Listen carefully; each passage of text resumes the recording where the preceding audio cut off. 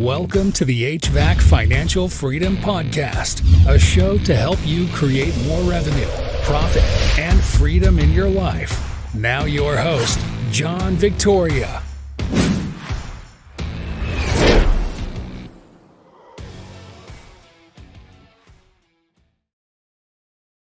Hello and welcome everyone to the HVAC Financial Freedom Podcast. We are recording this after a long weekend, the Memorial Day weekend. So very excited, feeling refreshed. I feel like our guest is refreshed too, to talk some winning in a down economy from a former Wall Street trader. So Debra, this is the second time she is on the podcast. And if you don't remember from last time, she actually has been instrumental at helping me to implement Profit First in my own business. And there's a lot of great value and takeaways that she'll be able to share with you from her background in finance, on Wall Street, and coaching businesses to take themselves to the next level. So with that, I want to welcome Debra onto the show. Debra, how are you? Hey, John, how are you? I'm over here cheering you on in the background. I'm like, yeah. Oh yeah, I've been loving Profit First. It's I think one of the topics we'll probably talk about later today, and the goal of Profit First, I see it's being intentional with the profits that you create in your business versus waiting for some imaginary date in the future of one that will come. So it's been absolutely amazing, implementing it. That word intentional, it really says it all, because it is one of those things. I think people always think about money coming into their business and money going out, and someday waiting to see if there's some money left over. That's what we call profits. But you want to know what? For a lot of businesses, that never happens, as you know, with a lot of other people and how they run their businesses. Not you, because you know how to create that roadmap for yourself. So yeah, it just really creates the game plan to create that intentional profit in your business. And what's so cool is that it is really a decision to create profit in your business, and we can show you how to do it from day one. So that's what's so fun. Absolutely love that. And for those folks who have not met you just yet, maybe just a quick introduction to who you are, your background, and and the topic for the day. Yeah. Oh my gosh. So thanks so much. Once again, my name is Debra Angilletta, and yes, my company is Angilletta and Associates, and we implement Profit First. This is what we do all day long. But you want to know what? It's been a long road to get here. So my background is in banking, finance. I was a former Wall Street trader, so I've seen finances left, right, center, 6 different ways till Sunday. It doesn't matter.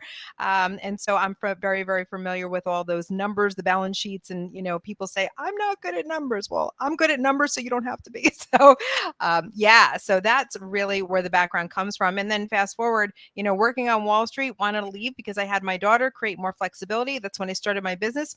And I met the wonderful Mike Michalowicz. He was publishing the book Profit First, needed some people to implement, and here I am. Wow. So you work directly with Mike. I have. Yeah. He's not too far from me. So it's really great to have home base here. And he's got a great co-founder of the business as well, Ron Saharian. So we pal around a lot and do a lot of great things for clients. So it's just such a great system. And then, these guys are right down the street, and, Mike's so down to earth. He's got such a great sense of humor, but he's able to put things in a way where people can understand it. So it's not like talking up here. He's like talking right alongside with you. You just feel like you're kind of like hanging out, having a beer with him. You know what I mean? And just like, shooting the breeze and talking about this stuff. And he's just so practical with it. And that's what really is the game changer.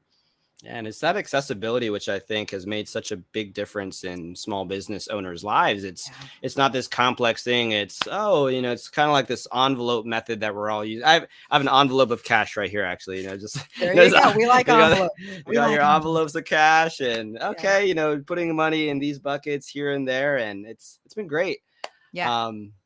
And so I definitely want to talk more about Profit First later, but I know our topic for the day, this is talking about winning in a down economy. So, I've been having a lot of conversations with small business owners, different entrepreneurs from all around the country. And I see there's like 2 mindsets that are emerging. There's one where it's like, I'm afraid, like what's going to happen, and let me contract. And then I see other folks, which is interesting, because it's like same situation, different paradigm, where they're like, let's go, like this is the time for opportunity. And I guess maybe just to kick things off, like, what are your thoughts? Like, what is the state of the things that are going on? And What are you seeing from your perspective? Yeah. So one of the things that I can tell you, John, is that this really isn't my first rodeo, and it's probably going to show, the number of years I've been doing this. So I've been through a lot of Wall Street incidences, right? So when we're talking about market crashes, so we go right back to the dot-com area. This is like the 1990s. Oh my gosh. But so it's a matter of these things go in cycles. You're always going to have major market downturns, and then you're always going to have your highs. So going from that crash in 1990 to fast forward, when Lehman Brothers went under and we had the big Wall Street crash in 2008. And then we have had a lot of crises since, right?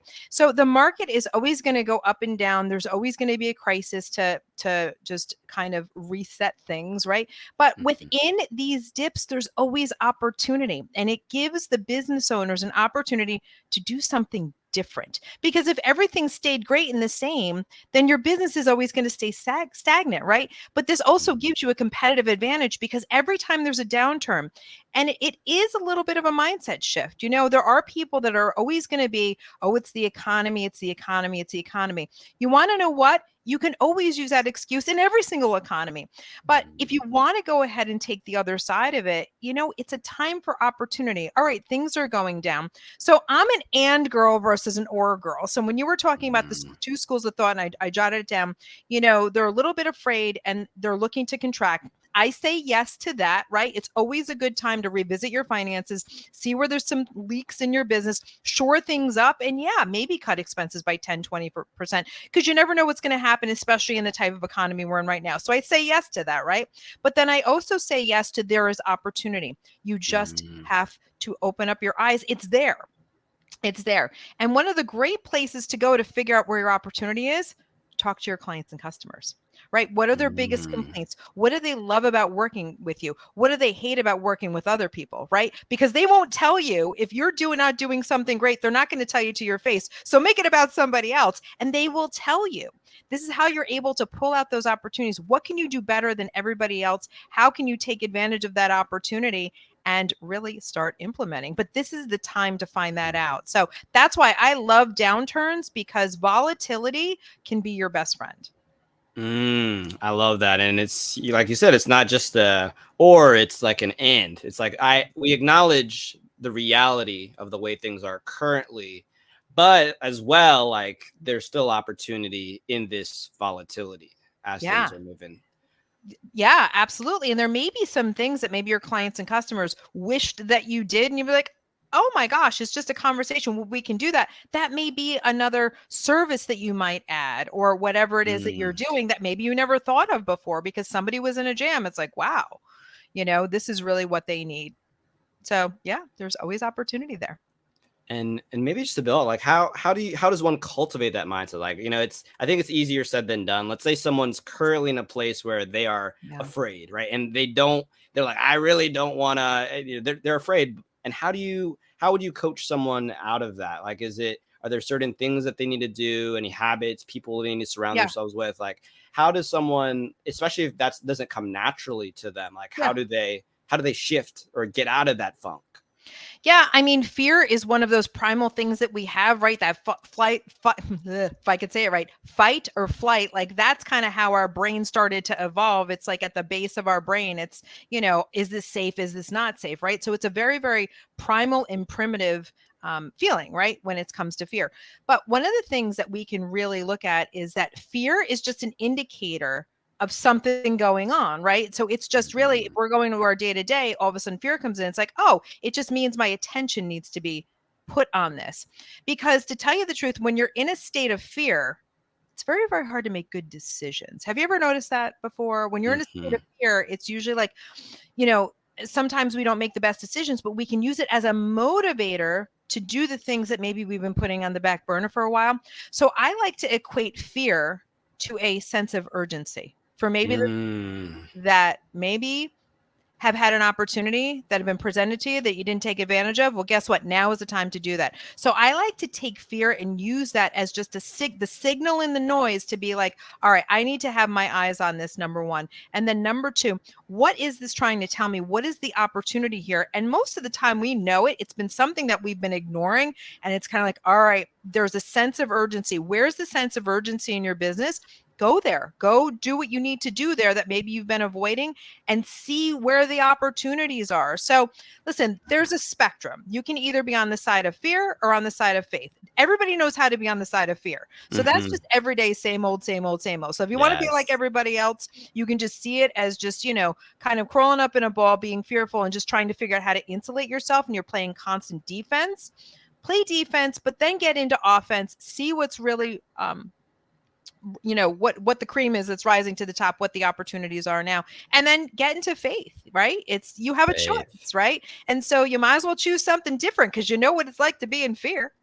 That's the default, right? That's what everyone else is doing. That's the default. And there was a quote. It's like, if you want extraordinary results, you have to do like extraordinary things, or it's basically do something different than what everyone else is doing. Go against the grain. Yeah. It was so funny. I was vacationing last year with my daughter down at the shore. We're here in Jersey. We go to the shore. So the Jersey Shore. And it was so cool, because somebody had this shirt that basically said the same thing: is fear is just the spotlight on what you need to be looking at, right? It creates that sense of urgency for change. And if you don't have fear, then you have no change. So it's actually very positive. Wow. So it's really, I'm experiencing this thing. Now it's just, what is my response to what I'm noticing? Like, I'm noticing fear. How can I reframe it? And it's like, you actually turned it into fuel. Fear into fuel. I like that. Can I use that? Yeah. Fear into fuel. And that's exactly what you want to do. That's exactly what you want to do. And listen, you just have to be open to some of this stuff, because it's exercising a new muscle, right? If you're not used to doing that, but you're sick of kind of, being constantly just trying to catch up, or like this happens, like just have a different thought, be open to a different thought. Love that. And I guess building off of that too, are there other things? So you mentioned, let's get some customer feedback. Let's see if there's new product lines or better ways to do what we're doing. Are there other opportunities that people should be thinking about when we're in a down economy? That could be doing something new, stopping things. Like, what other things could be opportunities for a business? Well, that's why I always like to say, it's funny, like things are always coming at us all of the time, but a lot of times we're just so busy that we don't notice these things, right? So what I always like to do is I call it the step away from the desk. Like, you literally push yourself away from the desk, you get up and you go out for a walk, and you turn off all the distractions. You just shut the world out, give yourself some time. I like to go walk. There's like this little thing you can walk. It's like a little maze thing by my house that you can walk, and it's just kind of like a little meditative thing. Now, I'm not really into like the big meditation, so I'm not promoting that kind of stuff, but I'm saying just a little walk to clear your head. But it's amazing what you can do if you just shut the world out, take a little time for yourself, and just close it all out. And just shut it down and just be with yourself, and honestly be with nature, be outside, right? Be in the sun, get some fresh air, be around trees, be around fresh cut grass. Like, wow. One day I was like so stressed out in my business a number of years ago. I was trying to work on a problem. I went for a walk and I smelled fresh cut grass for the first time in years, meaning actually smelled it. Like I had just been going through the motions and everything else. And I'm like, wow, I haven't even notice this. And so it's just, it doesn't seem very intuitive to just, walk away from everything, but just take a time out and give yourself a break in overthinking, and then just let things come. And it's really amazing when those things that are constantly trying to come to us, or people that have been trying to get a hold of us that maybe we've been putting off, there's opportunities everywhere. But you kind of have to stop the world and say, I want to jump off for a little while. Do that. Because guess what? That stuff will always be there. It'll be there. Yes. I promise you, it's not going anywhere. So if you can just take a little time to just segment it out and just clear your head, it's amazing the opportunities that now start to flash before you. I'm like, whoa, that's been coming up whether it's in a search or whether it's somebody trying to get a hold of me or an old friend that says, hey, you remember this, and like something comes back around. That's always how this seems to work. So yeah, just taking a time out. Wow, just the solitude, the silence, and really, it sounds like doing a small moment of decluttering, because if everything is present in your field of vision, then it's like you can't really decide what's important or notice new things, because it's like we're on these railroad tracks, we're going here, and we're just one foot in front of the other and missing out on, in your case, like the smell of grass, but also like the opportunities that are just out there that we're just not aware of at all. It's just, we're so busy being busy. Yep. But are we being effective? I don't know. Yeah. And I remember when I went for that walk one time, one of the things, believe it or not, I was in a mastermind at the time and I was leaving like the next day, flew out, went to the mastermind. They're like, Deb, you have to read this book. It's called Profit First. No way. No way. What? Yep. And it's been history. God. So it works. Oh my God. Well, yeah. That's crazy. That's what's serendipity, huh? Right? Yeah. But you want to know what? Just taking that time out, getting, I would have never even been open to even the thought about, be like, yeah, it's another book. Like, I get tons of books, but no, that one hit me like a ton of bricks. I was like, whoa, what does this thing do? Oh my gosh. Like, I love that. Now with Profit First specifically, so are there strategies, given that, well, actually maybe a brief intro for those who are not familiar about Profit First, and then are there specific things that someone who is implementing Profit First that they should consider when things are in a down economy, aside from what you mentioned? Because, there's different, percentages, this and that. Are there any changes? But maybe first, what is Profit First for those not familiar? So Profit First is really, it's not an accounting system. So if you already have like QuickBooks or something like that, or somebody keeping track of your books, it's not another accounting system, because I know, people that are really good at what they do in their craft and whatnot, they're really, really good at that. And they say, I don't want to take care of the money stuff. I'm not good with it. That's all right. You don't have to be good with money. This is the way that business own. It's a personal money management system for business owners. And that's the really cool thing. And it's really kind of gamified. So the idea is that for every dollar that comes in, you want to know what? That money is not available to be spent. So just say, $10 comes in. Now that $10, you have it, but it's not available to be spent. We have to do what? We have to profit first. So we pay ourselves first, and then what's left, we make the spending decisions on. So I'll give an example. $10 comes in, $1 goes towards profit, $2 goes towards paying ourselves. What do we have left to pay our expenses with? $7. Mm-hmm. Now, if we have $20 worth of expenses, we've got to get a little innovative on how do we make that $7 turn that into $20, right? We do some cuts, we do some negotiations, right? And then we make it work from there. Because the old formula that really doesn't work for us business owners, right? We're kind of held by the accounting industry. So accounting industry says sales minus expenses equals profit, right? So profit is an afterthought. So what Profit First does is it switches the equation. It's sales minus profit equals expenses. So it's what you have left is what you make the spending decisions on. But you want to know what? Paying yourself and the profits come first. Because if you don't, then it's an afterthought. So that's where the intentionality comes in. So that's just a kind of a quick overview. And using the envelope system is it's like grandma's envelope system. Remember how grandma used to have the book? My grandmother did. And it was like, okay, when you got paid or when money came into the household, there was envelopes for food, for if there was a car involved, right? My grandmother, she didn't have a car, but her husband did. So there was, gas, fuel, car repair, rent, utilities and things like that. And then back in the day, there was even an envelope for cigarettes. That was a big thing back then in the 60s and the 70s, right? My cigarettes. Right? I gotta have my cigarettes, right? But, I joke around, but everything was planned out in envelopes because they didn't have credit cards back then. They operated purely on cash. So it's the same concept where you make sure you fill your envelopes with the money that you have. That's how you make it work. And it always seemed like grandma had, dinner on the table. There was enough for everybody and she made it work. I love it. So envelope system, giving every dollar a direction of what they need to be doing.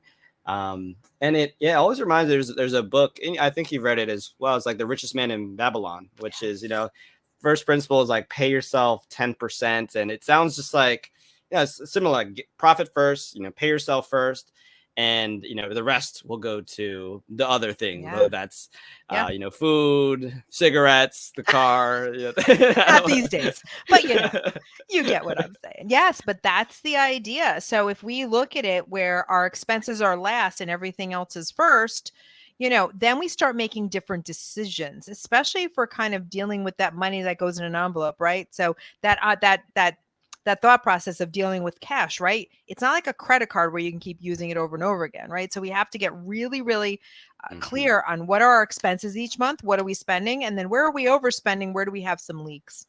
Love that. Now, let's say someone has this system set up. Let's say $100 comes in. They have this system set up where, okay, this money I'm paying myself. This money goes here. This money goes here. Now, layering on top, today's topic, winning in a down economy. Yes. How should someone be thinking about this system that they set up, right? They have some money that are set aside. They have certain expenses. Like, what levers should they be thinking about pulling now that we're in this down economy? Yeah. So some levers that you can pull, and I kind of mentioned it before, it's always good to revisit your expenses because your expenses, as income increases, funny thing happens, expenses tend to increase in tandem. So just say you increased your income by like maybe $3,000 to $5,000 in that month. Watch your expenses. They're going to increase right in tandem with that. Why? Because we typically feel really, really good when money's coming in, and then we tend to make decisions on, I got money, right? So I'm going to spend more money. So it's always great practice every single quarter to just go ahead and take a look and say, hey, let me look at my expenses. And the best way to do that is just pull out your credit card statement or your bank statement, see where your money's going, and start shoring that up and seeing where there's any leaks to see what's necessary and what's not necessary, right? A lot of things, there's some things that are fixed, but there's a lot of controllable spending in that. And also with technology, as it evolves, you may be paying for something that you can augment with where you get more and pay less. It's like insurance, right? I know my car insurance and my home insurance, I don't keep it for years and years and years. I shop it probably every 2 or 3 years, and then you get a better rate. Like, it's just like that. It's the same concept. So it's always good to revisit the expenses. That's one lever to pull. But the cool thing is when you get this going and you start the profit account, has a couple different functions. So when these down economies come, that profit account is not only there for your profits, half of it's there for you as the business owner to take profits, just like big corporations do every quarter, but the other half is there so that if you have some innovation, just say you want to invest in a piece of equipment, or if there's a down market and you need to stretch things over, there's money there. There's your sleep at night money, or your safe haven money, right? Whatever it is that you want to call it, but it's all built into the system. I love that. So yeah, and this is that's what we were talking about before. It's like you can actually get ahead now that you have this system. You've been paying yourself first. You have this reserve of capital that you can make these key investments, equipment, employee, new technology that does move your company forward in a time when people are pulling back. Yes, absolutely. And to tell you the truth, I always like to tell my clients this because they love to be in competition with the other people that are out there, right? They always want to stand out. But I'm like, listen, in a down economy, if you can keep your doors open longer than your competitor, you won. And even just that simple example, when things get really bad, listen, COVID did a lot to businesses, right? It really decimated them. If a lot of the money that was put into the system, like with the loans and things like that and the infusions, I think businesses would have closed a lot sooner. What we're seeing now is downstream. That money was injected so that we could get the economy going and we can keep these businesses going. But what we're seeing right now is a lot of the businesses that had the problems even before COVID are now back in the same problems, right? It was just a Band-Aid for getting them out. But now we're going to see a lot of shakeout. But it's a natural cycle, right? Things go up, things go down. You have to be able to weather the storm. And if it doesn't weather the storm, you have to fold up and then go try something else, right? Because that's what's good for the economy. Good businesses are good for the economy. If you're just slogging along and if you're really, really struggling, you have to really think, what are the other opportunities I have where I don't have to struggle anymore? Like, what am I trying to hang on to? Because it's just a drain on the economy with these businesses that are, like one paycheck away from closing the doors. Yeah. Yeah, But there's always another thing they could be doing. So it's not like saying, oh, well, that's going out of business. That's not what I'm saying at all. I'm saying that if things aren't working, then there is something else available out there that will work. And if it's kind of like the same thing, expecting a different result, and you're trying it over and over again, you already know what the result's going to be. So you know what? Try something else. So really it's opportunity to, reflect. Is this the thing I want to do? Maybe there's another way that I can contribute to the world that could be different than my current iteration of business. Sure. Yeah. And the other thing is that bigger isn't always better. And we do this exercise a lot with businesses, is to say, there's some businesses that say, oh, I want to, get really, really big. I want to have a lot of employees under me. I want to be the largest, whatever. Right. And so we do these little forecasting. And I had a client that we did this for. He said he wanted to grow his business to, 2.5 million or something like that. And he was probably around 750,000. Do you know he was more profitable at 750,000 than 2.5 million? Like the way that it was to get scaled and everything else. He's like, what am I busting my hump to try to get here? I could probably get to 750 to between 750 and a million. He was more profitable than a 2.5. But those are some things that you can map out for yourself instead of just having, I got to get bigger. And sometimes it doesn't serve your business. It just depends on what industry you're in and then the costs that are associated with that. So, yeah. Wow. So it's kind of like the costs to grow to that level. The take home pay would not really, it's going to be equivalent to where he was at, but it's plus you get the headaches and the stress and the additional team, and with more people, right? There's just exponentially compounds potential problems, you add more people to the party, the HR party. Yeah. And how, so I think I could see one reason why people might say I want to grow is maybe they do want to sell, and maybe there's some value to being a bigger company. How does one reconcile that, where it's like, oh, maybe I could get sold for a bigger amount, but really the profit's not? How does one reconcile these like two different ideas, or maybe they're part of the same coin? It's a great question, especially if you do want to sell. What you have to understand is you have to get into the mind of your prospective buyer. What does your buyer really want?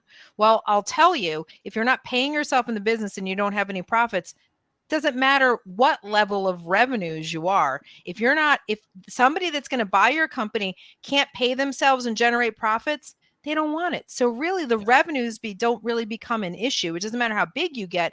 They want to see that the owner's paying themselves and they want to see profits in the business, hands down. So get into the mind of your buyer. What is it that they want? And those are usually the top two things. Love that. Wow. Yeah. No one's buying an asset. That's Nobody's buying an asset that cannot throw off income. Yeah. Right. Do you want to buy a stock that's not going to pay you a good, like if you buy a dividend paying stock, do you want to buy a stock that's not going to pay you a dividend? Why? No. Same thing. Got it. Yeah. Boom. Boom. Mic drop. Yeah, that's the reality of it. And, so when you understand what your buyers are looking for, then, cater to that mindset. It doesn't matter about, how big the company is, right? But, you'll still, you got to figure out what's the multiple in your industry, and do a little math and talk to some people, ask some questions, and you'll get a good picture. Got it. Love that. Yeah. Perfect. So just change the topic just a bit. One thing that folks have been concerned about, and I think you've seen this a ton too, it's about prices, right? Right now in the home service industry, lots of companies, a lot of private equity companies buying up home service companies, and there are a lot of contractors I've spoken to who are, I think, afraid to charge more than what they want to meet their margins and to really grow the company that they want. And I know that you have a lot of thoughts around, pricing and getting. So I guess, like, let's say you're talking to me and I have that problem. I'm a home service owner. Like, what would you begin with? Like, how should I begin to think about, being afraid to price and charge what I feel like my services are really worth? Yeah, it's hard because in this industry, it's almost like a race to the bottom, right? Who wants to be in that race where it's like you're just trying to cut prices to be competitive with everybody else? What I can tell you is that once again, it's about what are the pain points of your client base, right? How can you differentiate yourself on service, right? So in the absence of value, price is always going to be an issue. So what is the value that you give your clients? Now, it's not the value that you think your clients get. You have to actually ask them, what value do you get from having my services? Or have somebody else in your office ask the question of your clients, and they will tell you what is it that they value about your business.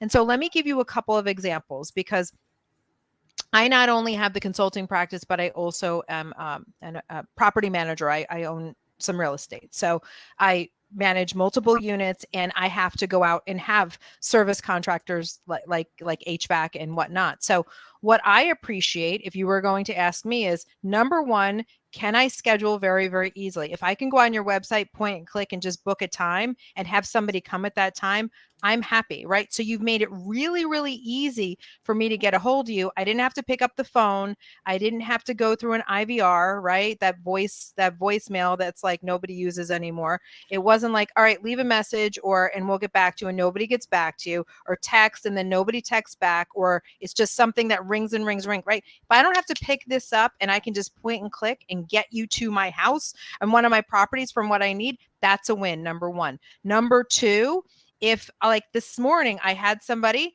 okay, we're on our way. They gave me a picture of who they are on my text, so I knew what the person looked like. Says we will be there, right? Give me a window.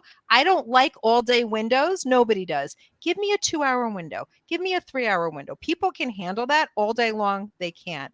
And then I also got to see who the person was that was coming. So when I answered the door, I was very comfortable in who that is. Once again, value. And then guess what? They fixed my problem the first time. They explained to me what it was. Do I need any follow-up?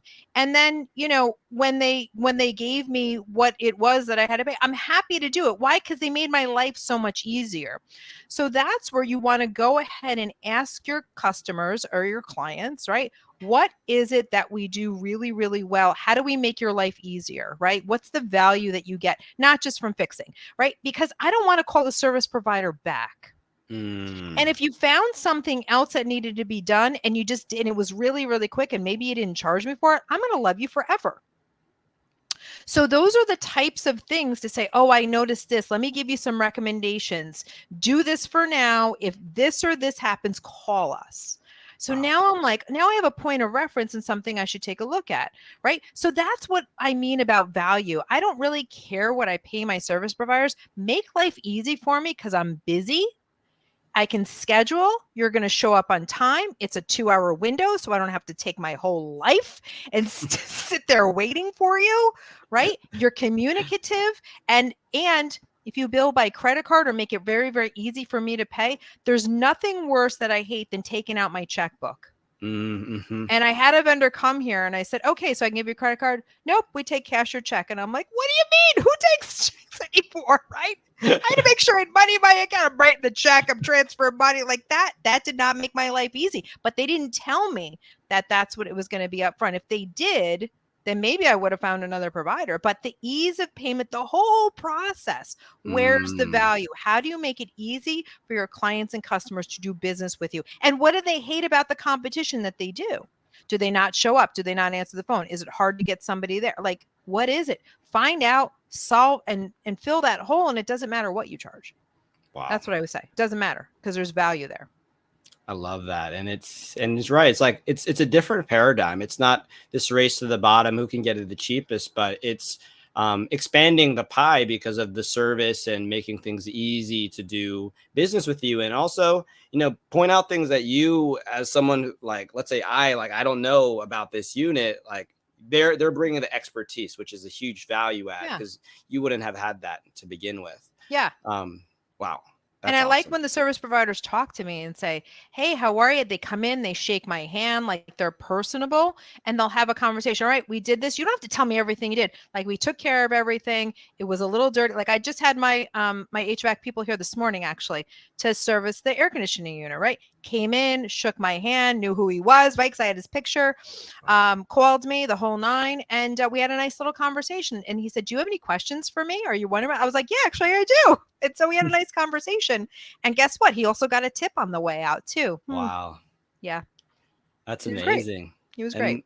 And you can charge, like, especially if you do something like that, you have the extra capital to potentially put into the profit account and do more with it, right? Invest back into the service, invest back to the technology. And it's this virtuous cycle of just making a better process and making a better business and a better customer experience at the end of the day. Yeah.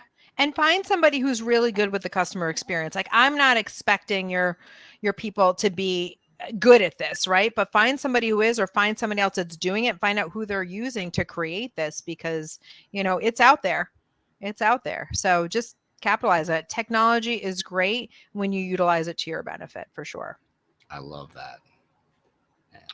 Yeah. That's awesome. I mean, if you just gave like whoever they are, you need to leave a Google review, right? Oh, they're great. Oh, and they asked me for that too at the end, and I will. Perfect. But let's talk about that, right? Leave a Google review. If you don't leave me a link and make it easy for me to do, like, leave me the link where the stars come up so I can just hit 5 stars and go. Don't say, leave us a Google review without the link. I'm not going to go search and find you. Yeah. So don't make your clients and customers do work. Do it for them. So make sure, like, be a guest in your own home, meaning take your own customer journey sometimes and see, where are the tension points? If you don't leave me the link, I'm not leaving you a review. Make it easy for me. And I tell people all the time, like, where's the link? Send me the link. Make it easy for me to send you a review. Now, you know me, John. I'm going to tell, because I love business owners. So I will talk to them like that, because I want to give them the experience to say, hey, listen, I will do this, but make it easy for me. Okay, good. Now do that for everybody else and you'll get more reviews. So. Yeah, it's like the Amazon principle, right? Their goal was, how do I reduce the number of clicks it takes for someone to purchase an item, right? Just make it frictionless. Yes. And it's not what you think your customers value about you. It's what you hear out of their mouths. Like, in the time that we were here, I probably gave you 5 things, right? You have to hear from your customers, because you can't guess, because you're not taking that journey. You're on the other end of it. They're taking the customer journey. So ask them. And how you can frame it is, what do you value about our company? And then you can say, what do you value about other companies? And what is it that you don't like of other companies? Because they're not going to tell you what they don't like about you, but they'll tell you what they don't like about other companies. So that's good data too, but you still get you get to the same answer.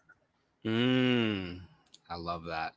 So it sounds like takeaway from what you mentioned earlier and just now, it's, interview your customers. And I guess tactically, are you thinking people just like call them up, or like they offering like, hey, we're doing this survey to improve, like how, like, just tactically, how would a home service business owner think to implement this? Like, is it just on calls that they're taking, or? So I think it's in the moment, right? So it's like, where are the opportunities? The opportunities are in the moment. Where are those little touch points that you can make in the moment? So if somebody's trying to schedule with you, how can you make the scheduling system easier? How is it that you can communicate with them better? How is it that you can train your technicians to be more personable? Call them by their first name, shake their hand. Like those, call their name, right?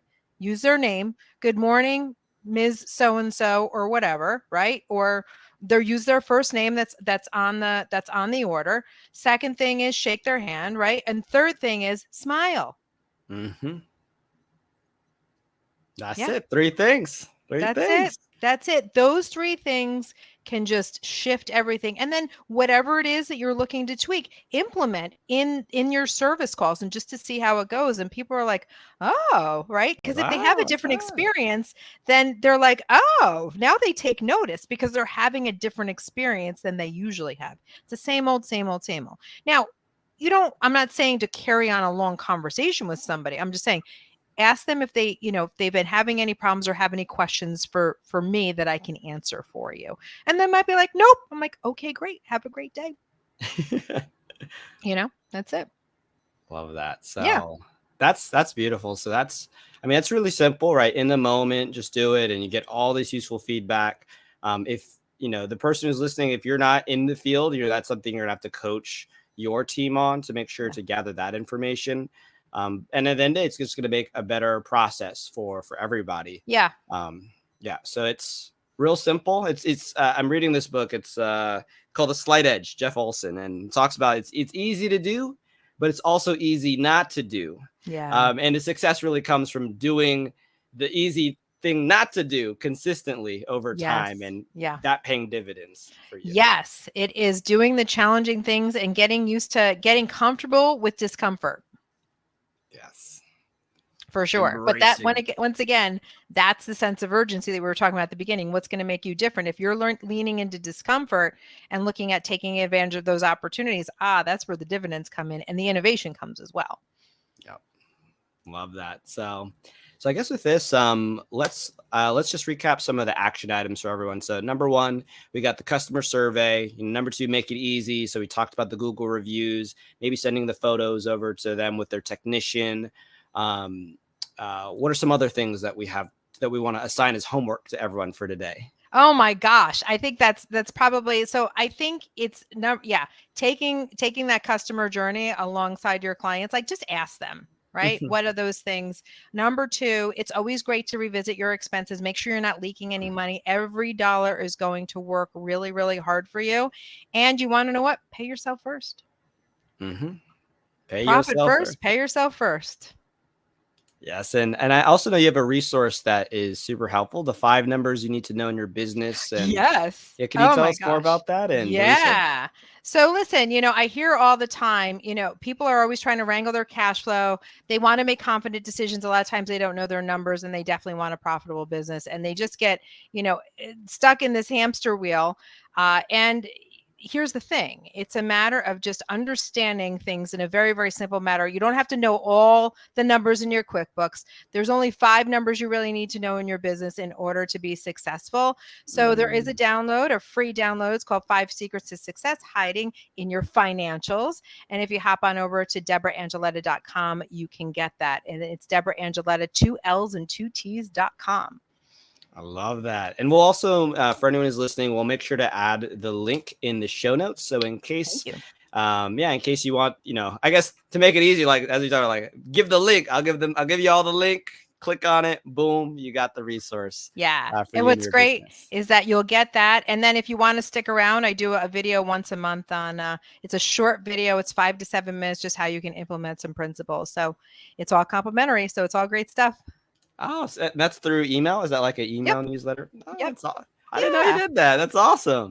Yeah, they're just quick hits, right? Because people have the attention span of gnats, including myself. So you want to know what? If you want to add value, 5 to 7 minutes. If you got 5 to 7 minutes, you can even put me on 2 times speed. I'll sound like Minnie Mouse, but you'll get it in 2 minutes. I mean, forget about it, right? We're here in Jersey. We just try to do what we need to do.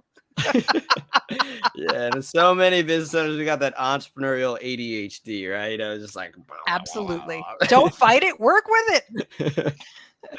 I love it. So I guess with that, any last takeaways you want to make sure to give everyone? So we got some action items, you got the resource.